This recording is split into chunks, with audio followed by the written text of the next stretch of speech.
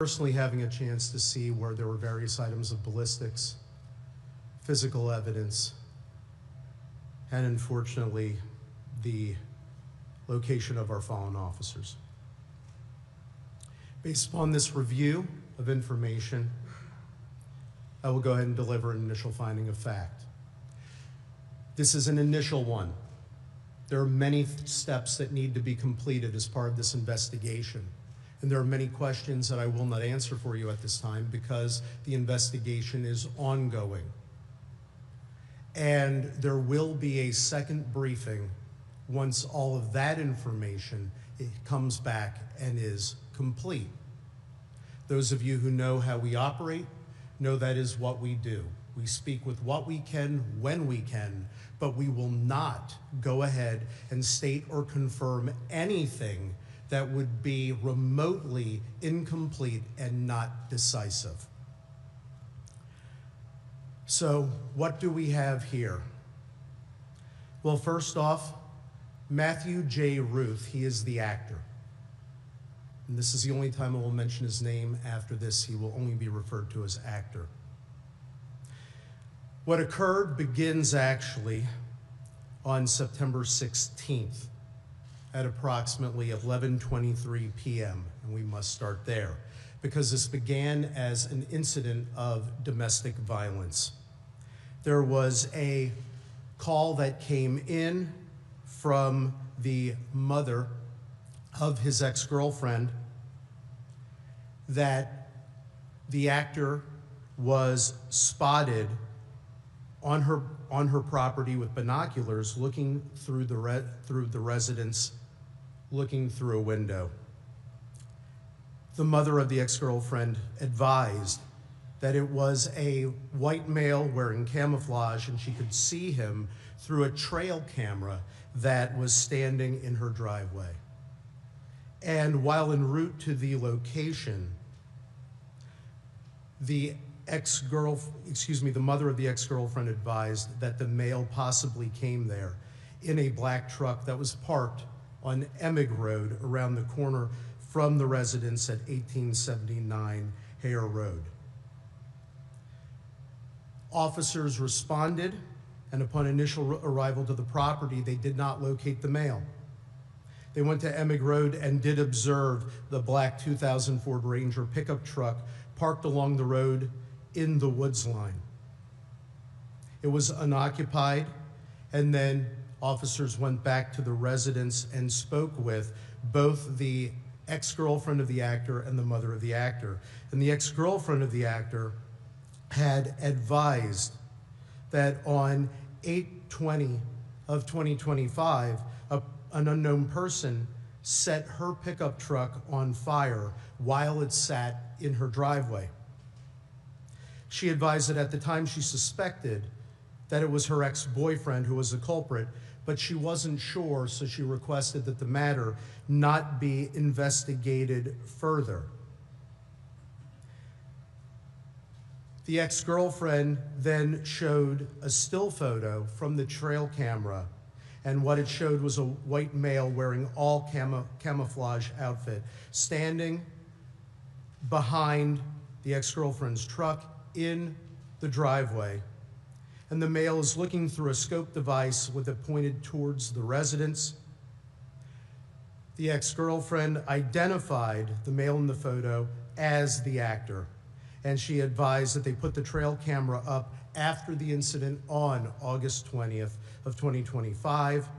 The ex-girlfriend confirmed that the actor was, in fact, her ex-boyfriend, and she suspected again that he was involved in the incident of setting her vehicle on fire. She stated that they had dated for only a short period of time and that the actor had never been to her house nor had ever been invited there. The ex-girlfriend also advised that the actor owned and often drove a 2000 black Ford Ranger pickup truck. And when they were reviewing the photo, the officers noticed that the actor had an AR-15 style rifle slung across his chest while looking into the residence. The officers then proceeded over the next several hours, which included assistance as well from the York County Sheriff's Department through the use of their drone, to attempt to locate the actor. They could not find him, despite searching over the next several hours. A warrant was sworn out for the actor's arrest, and the charges in that matter included stalking and loitering and prowling at night. The next morning, detectives from the Northern York County Regional Police Department attempted to go ahead and locate and execute a search warrant on the known residence of the actor.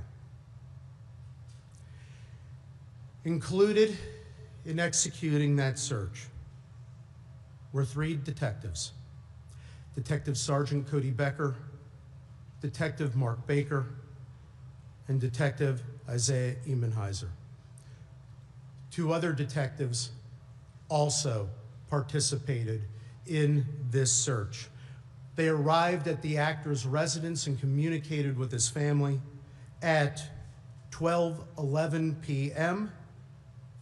They left the residence, having interviewed family and having conducted search at 1:23 p.m. At 2:02 p.m., Detective Sergeant Becker, Detective Baker, Detective Emenheiser, and 2 other Northern Regional detectives arrived on scene at 1879 Hare Road, the location of the incident the previous evening. They arrived and they were searching for the actor.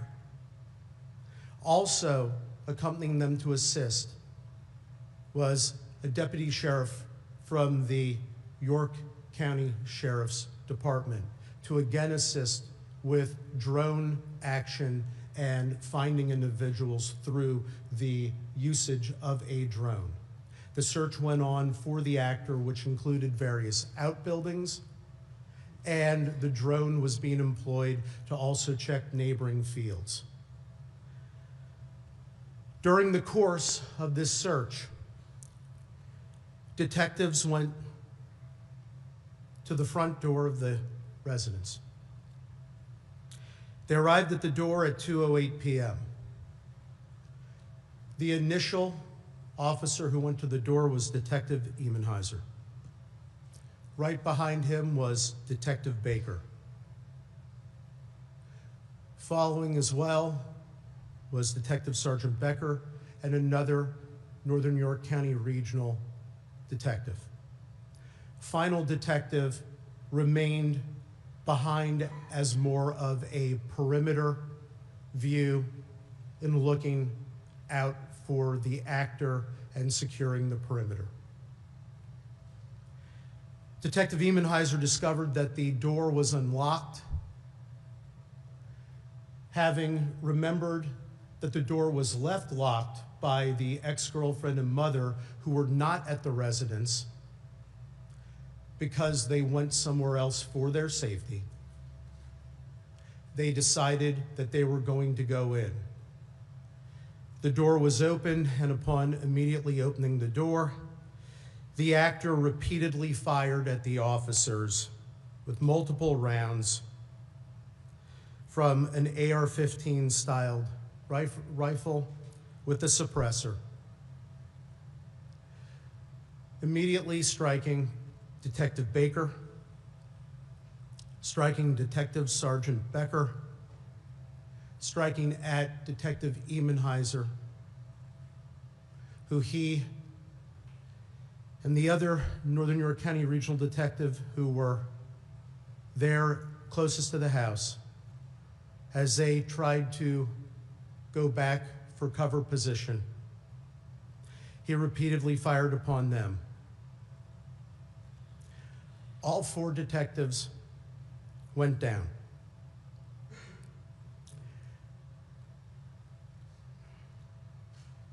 The actor then proceeded to turn his attention to the deputy sheriff. The deputy sheriff and the other Northern York County Regional Detective began to position themselves to return fire.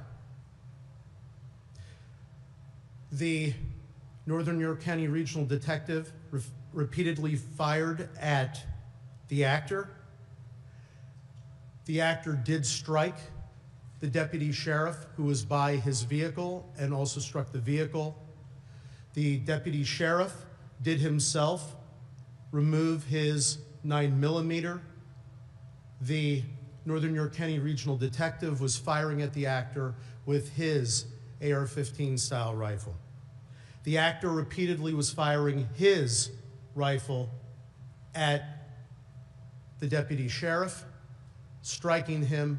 The deputy sheriff went down and went to try to retrieve his rifle and go for safety, as well to take cover to return fire.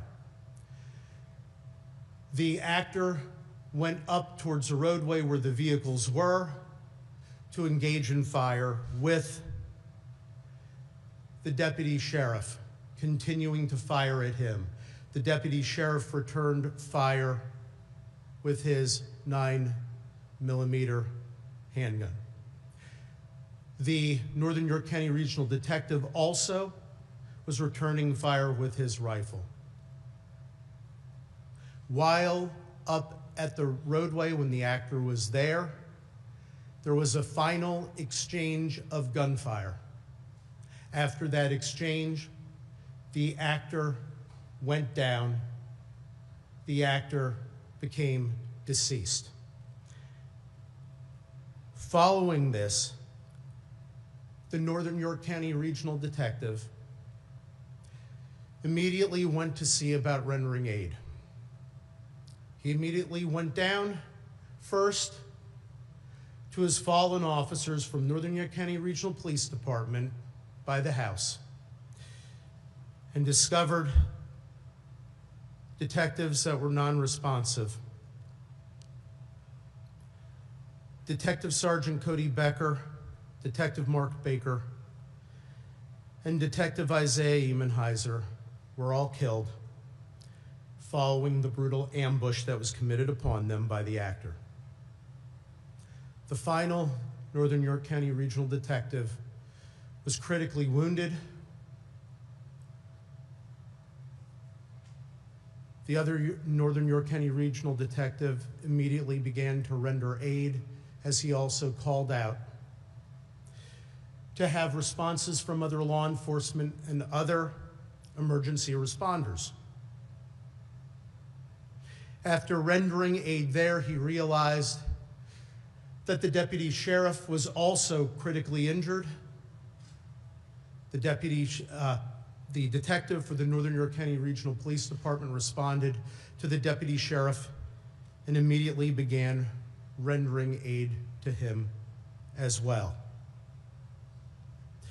From the time period when the detectives arrived at the front door preparing to enter to when the shooting stopped, they arrived at the front door at 2:08 p.m. All shooting had stopped by 2:10 p.m.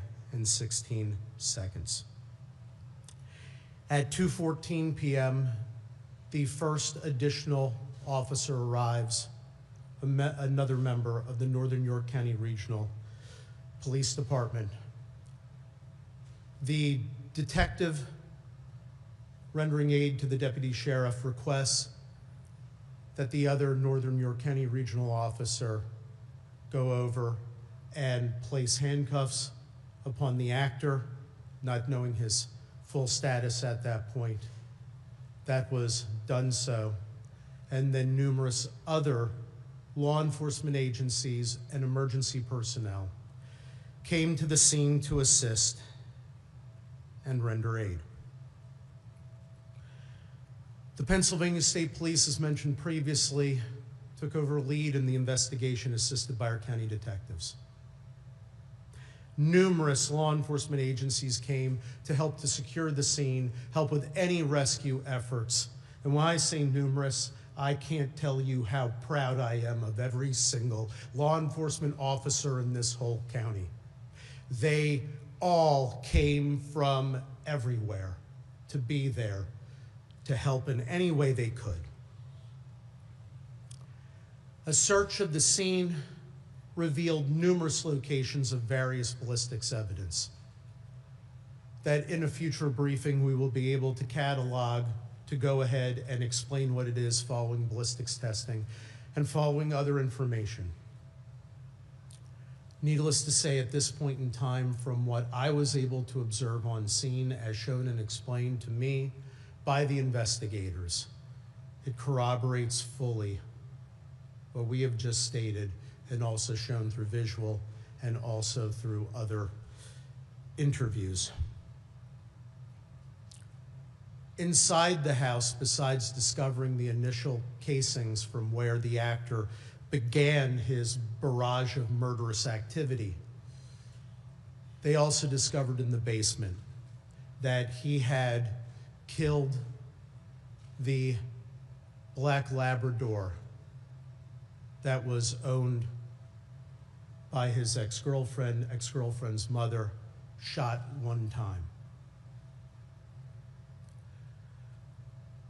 We are currently investigating further aspects of motive.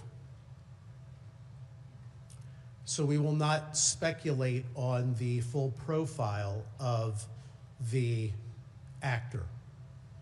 Numerous other search warrants have been executed. Other things are being analyzed. There is one motive, though, that is clear for everything, and that is the hateful scourge of domestic violence. That is what brought us here. That is what brought law enforcement here. That is what started all the activity. The whole sequelae is there. And yes, thanks to the actions of the Northern York County Regional Police Department, supported by the York County Sheriff's Department, we have 2 lives of the residents there that are saved today.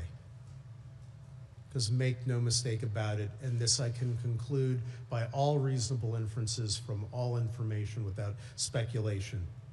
Had they arrived home and not Northern Regional Police Department officers arrived, they would have been killed immediately by the actor. Again, that is not speculation. That is the absolute only reasonable inference from all actions.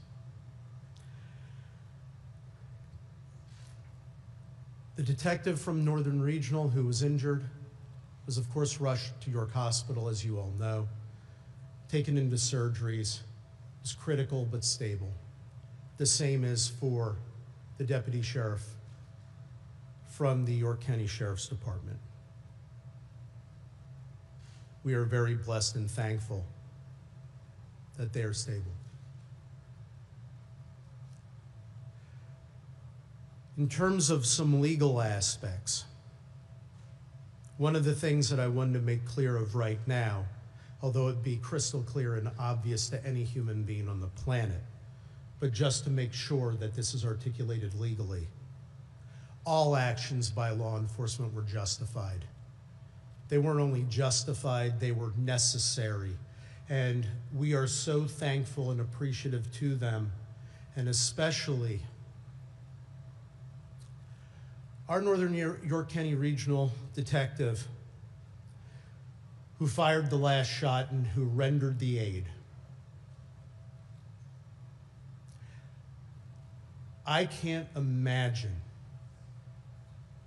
the strength and the fortitude that it takes to immediately, after having seen and been engaged in that, and going down to see what you observe, to be immediately thinking of rendering critical aid and engaging in life-saving action.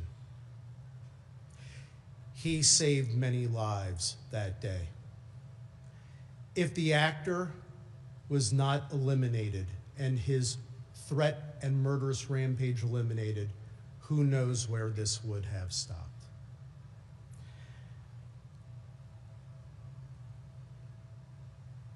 Detective Sergeant Cody Becker, Detective Mark Baker, and Detective Isaiah Emenheiser were all credits to law enforcement. I personally knew them very, very well. They were wonderful. They were mission-driven, and that day they continued their mission. Well, their mission is now complete. You kept the faith. You ran the race. You fought more than a good fight. You fought the critical fight for us. Job well done. Mission well served. And we will love you forever and all eternity. Final comment I want to make is about York County. This is my home. This is our home.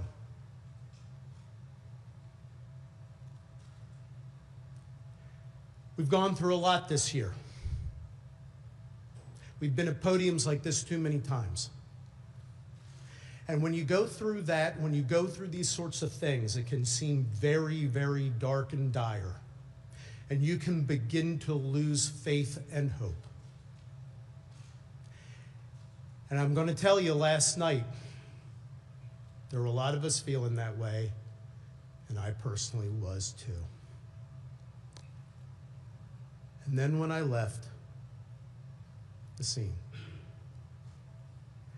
and went over to the coroner's office when I was in the procession, and we're going down the roadways, and all you saw all along those roadways were members of our community. And they were standing there in the rain for hours to watch our law enforcement standing there, the old, the young, families, children, waving American flags, waving flags and holding signs saying "Back the Blue," showing their love and appreciation for law enforcement. And all I could think is, there's the light. There's Christ's light that drives out Satan's darkness. We are a great community. We are a safe community. We are a loving community. We are there for each other, and we need to be together to be love and light, and we will demolish hate and darkness by doing so. And by God, with every fiber of our beings, we will do that. This county will always be there for our law enforcement. And our law enforcement will always be there to protect and serve you. God bless you, York County, all that you are, all that you stand for. And we are so proud to serve you every moment of every day. With that, I'm going to ask my dear friend, Dave Sunday, to speak. And before I do, I want to mention something special about him. Yes, he's our Attorney General, and yes, he was the former DA. But he plays a more critical role in our lives, and in my life in particular. He's one of the best friends I have. And he came to the scene last night, not to be Attorney General, not to be a politician, not to even go ahead and be extra law enforcement. He came there at my request because we needed his friendship and love. And you know what in life? That's more important than anything else. And more important than calling him my former colleague, my former boss, and our Attorney General. I call him my friend. So my friend, if you'd like to say a couple words.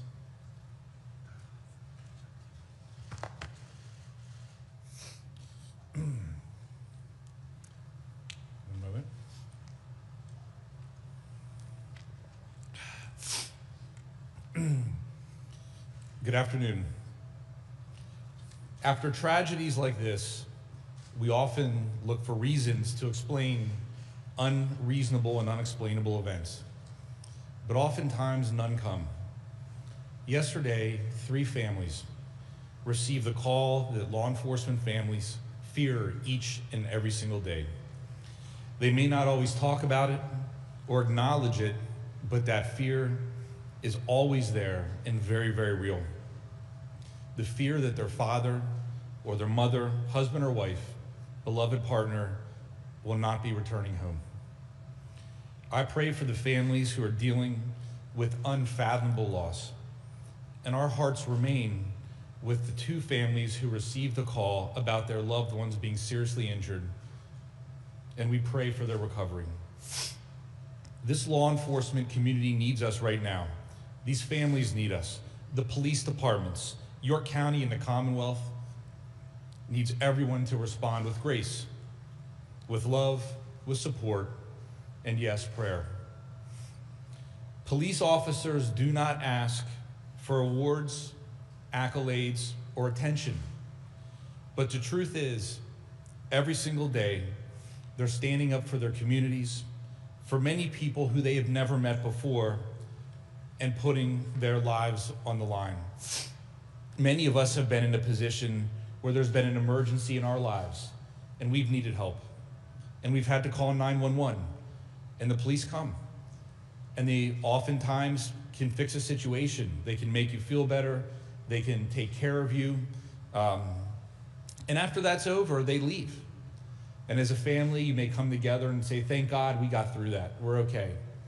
But those police officers move on to the very next call. And then they move on to the very next call. Every day, every week, every month, for years, decades sometimes. And they don't have the luxury of taking a break and saying, you know what, we took care of that one, we took care of that family, we're fine. And this kind of detail in particular, when you're talking about a warrant, is some of the most absolute dangerous work our police officers do, because they never know exactly what they'll encounter. The officers involved with this incident went to a home to protect a woman and her children. They encountered a force of evil, hell-bent on taking lives. Think about that. Think about what these officers went through. And I ask, do police officers not deserve the full embrace and support of society? Being a police officer means kissing your spouse or partner and children goodbye every single morning or afternoon, depending on your shift, and heading off to a job where you have no idea what you're going to run into that day and what will be required of you. Our police officers today are so much more than law enforcement officials. They're social workers, mental health professionals, counselors, crisis interventionists, child care workers. And they have the bright light of public opinion and judgment shining on them every single day. But yet they perform their duties without hesitation, true to their oath to protect and serve. Yesterday, 3 brave officers gave their lives to fulfill their duties. In the midst of that gunfire, their mission expanded from protecting a family to saving one another, and those actions saved lives. Without committed, qualified police officers, any and every community in our nation is susceptible to lawlessness and disorder. Families and children are vulnerable. Our older residents are vulnerable. Who's going to hold the line between a free society and lawlessness? Well, we all can play a role. I've heard it said before that more and more we have come to expect less and less from each other. Looking around our world, it's hard to argue with that. Society has become programmed to devalue human life. Perhaps it's social media or the news environment that thrives on outrage, or the loss of in-person connections and relationships. But that doesn't mean that we have to accept it. We have to get past the attitude that we are not each other's keeper. Step away from the keyboard and talk to a stranger, talk to a neighbor, find a place to lend a hand. If we can't get beyond that attitude of selfishness for the sake of our society, then do it for the sake of these men, these heroes and their families. As one of Pennsylvania's most famous and favorite sons, Fred Rogers once said, "Look for the helpers." I implore us all to not only seek out the helpers, but support and empower them, emulate them. Again, the answers we seek, the logic or reasoning to explain how such a horrible, unimaginable tragedy can happen, they are hard to come by. So let's not rely on answers and instead take action. Not all of us swear the oath to protect and serve. Not all of us put on a uniform, but we are all capable of being the unrelenting force that overcomes evil. And I think we are. Late last night, after spending the evening at the scene of this horrific crime with our fallen heroes, my friends that were partners when I served as a district attorney, we made a very sad journey with their bodies to York. The rain was falling as if God himself was mourning with us. As I looked outside my vehicle window, lining each rural road, outside each home, standing in the rain were our fellow York Countyans, with American flags, holding a vigil for these men and honoring their sacrifices. I want everyone to know how important that was to the police officers and the law enforcement community of York County. It was so important to each of us who knew these men and considered them friends. That is the humanity that we need in this moment and in our world. Thank you. May God bless and keep these men and their families, and may he protect the men and women in law enforcement every single day. Thank you.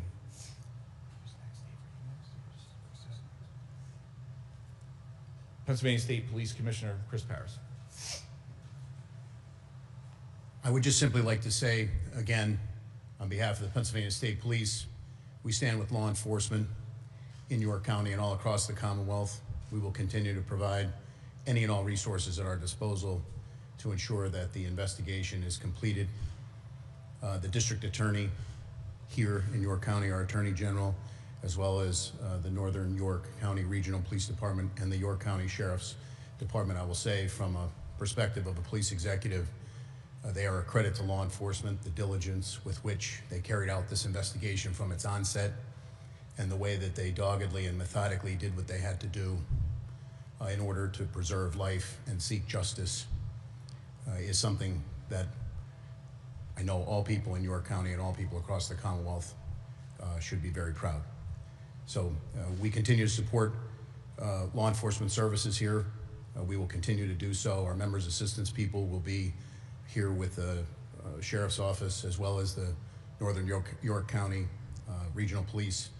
There are recovery support services that will have to be dealt with for the injured.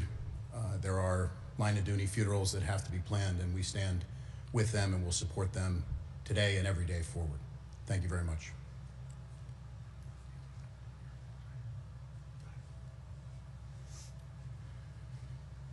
I stand here today to tell you the obvious. Our office is grieving. Our community is grieving.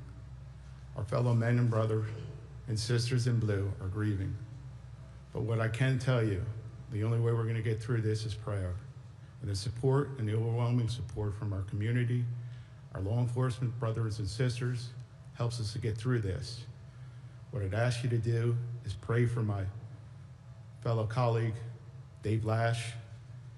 3 of his men paid the ultimate sacrifice. And our condolences go out to you and your family members and to your support staff, because truly without them, we are nothing. They support us every day. I see them over there grieving. I would ask you to go home and pray. And with God's grace, we'll get through this. And pray for one of my officers that are now in surgery comes through. Appreciate the public support. Thank you.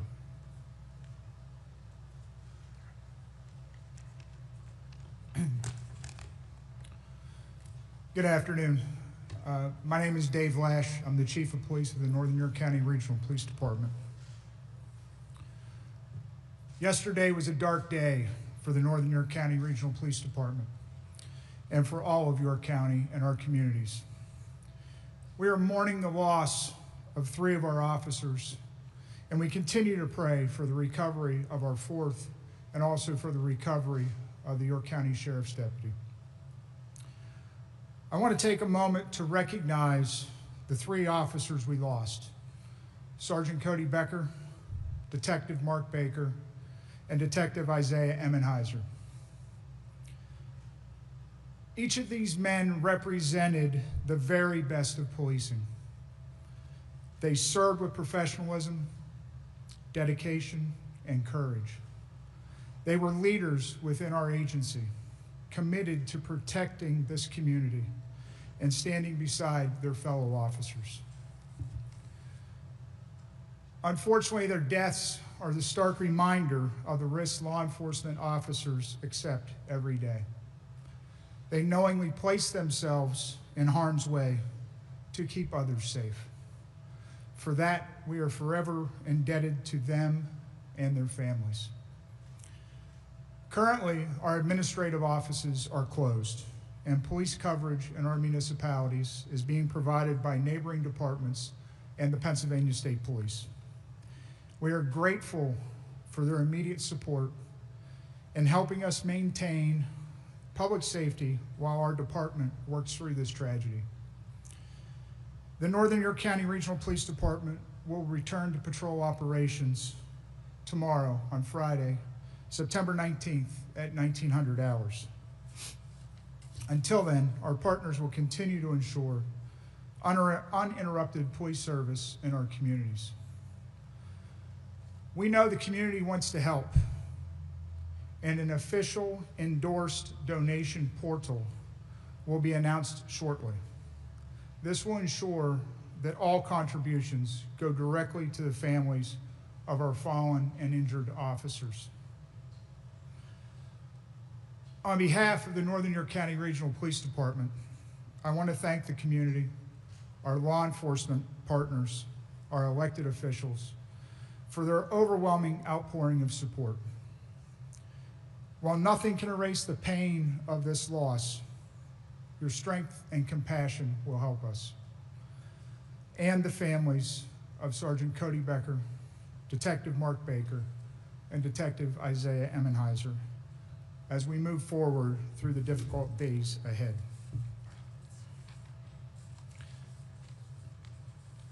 Thank you.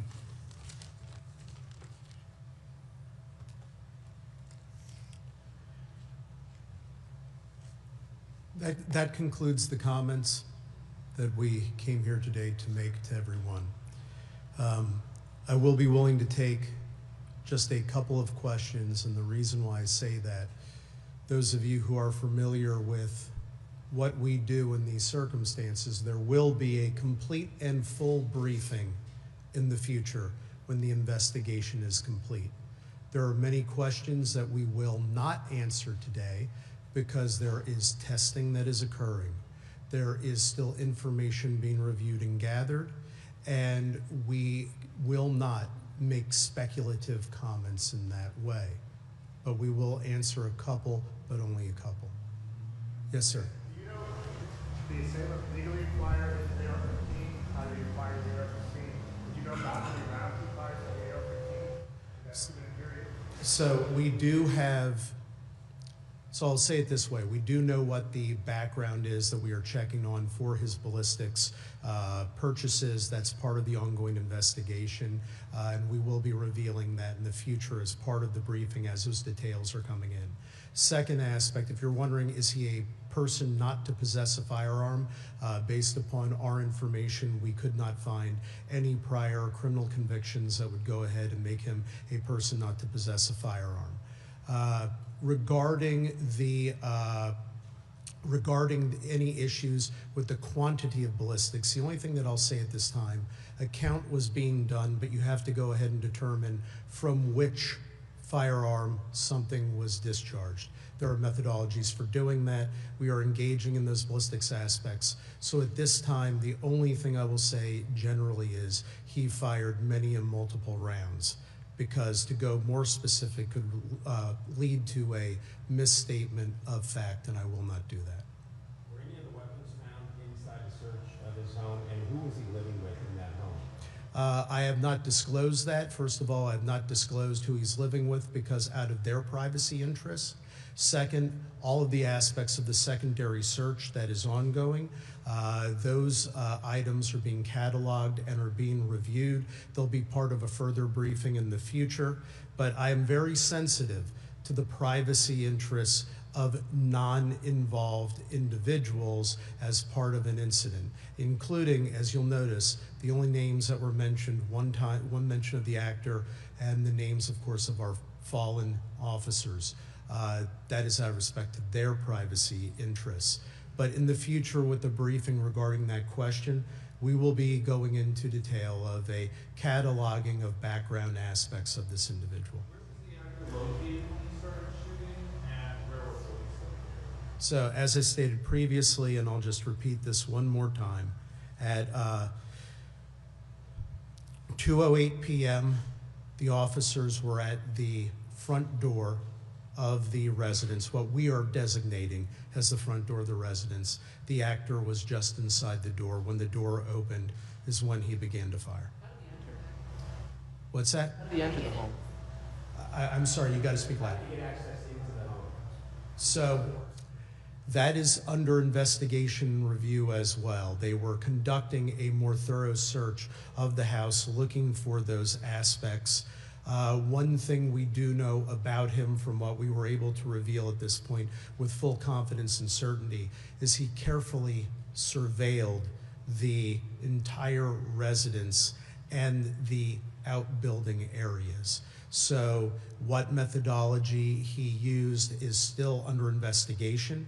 To gain the access at this point in time, the only thing with 100% certainty that is appropriate for me to state is he did in fact gain access, had been inside, was armed, and did discharge his firearm from inside of there, and in fact also killed, like I mentioned, the family dog.